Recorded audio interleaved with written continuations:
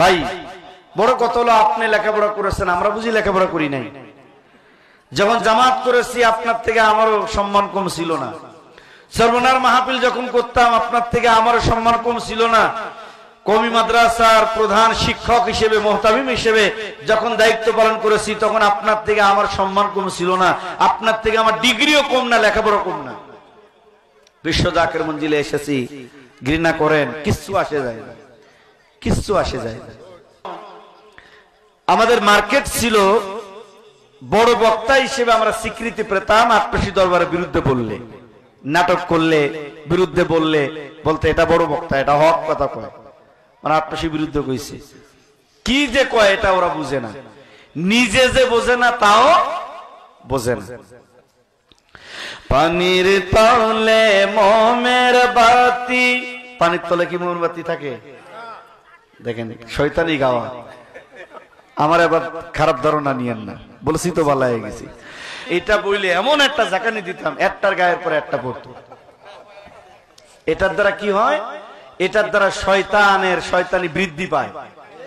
জাকের ভাইদের ঘরে ছোট্ট পোলাপান আছে না, এই পোলাপানও বুঝে জাকের ভাইদের বাড়ি ঘরের যে গরু দরবারে নিয়ে যায়, গরু ছাগলেও বুঝে যে এটা টাটকা শয়তান, ঠিক কিনা?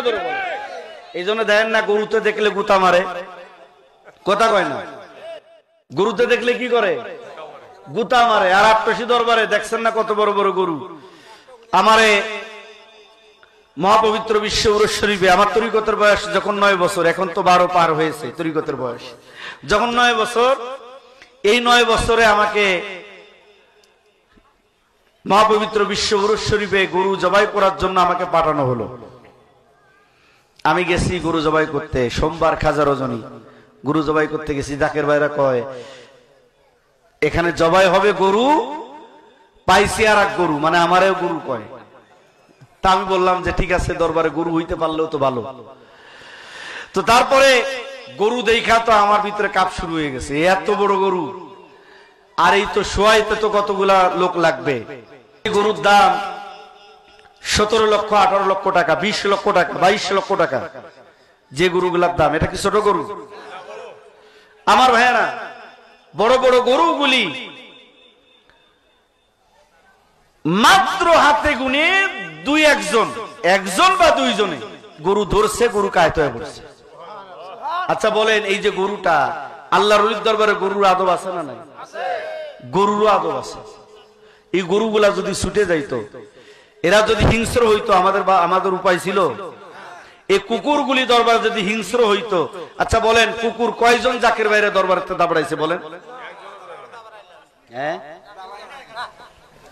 আমার ভাইরা, বিশ্ব জাকের মঞ্জিলে এই যে যা এত হাঁটাচলা করি, দরবার শরীফে কুকুরগুলি ঘেউ করে, এই যে সারা দেশে যেখানেই যায়, আমার বাইরে ওয়াহাবি থাকতে বহু জায়গায় কুকুরের দাবড় খাইছে, কিন্তু তরিকার জগতে আসার পর আলহামদুলিল্লাহ এখন আর কুকুরে আর দাবড়ায় না, পাগলও দাবড়ায় না। পাগলও দেখলে আমাদের সালাম দেয়, ঠিক না ভাই? কত পাগল আমাদের সামনে আয়া, পাগলের পাগলামি বন্ধ হয়ে গেছে। এই জন্য বলছে খাঁটি পীরের মুরিদ হইলে জমে তারে সালাম দেয়। মানুষ হইতে হলে আল্লাহর ওলির দপ্তরে যাওয়া লাগবে।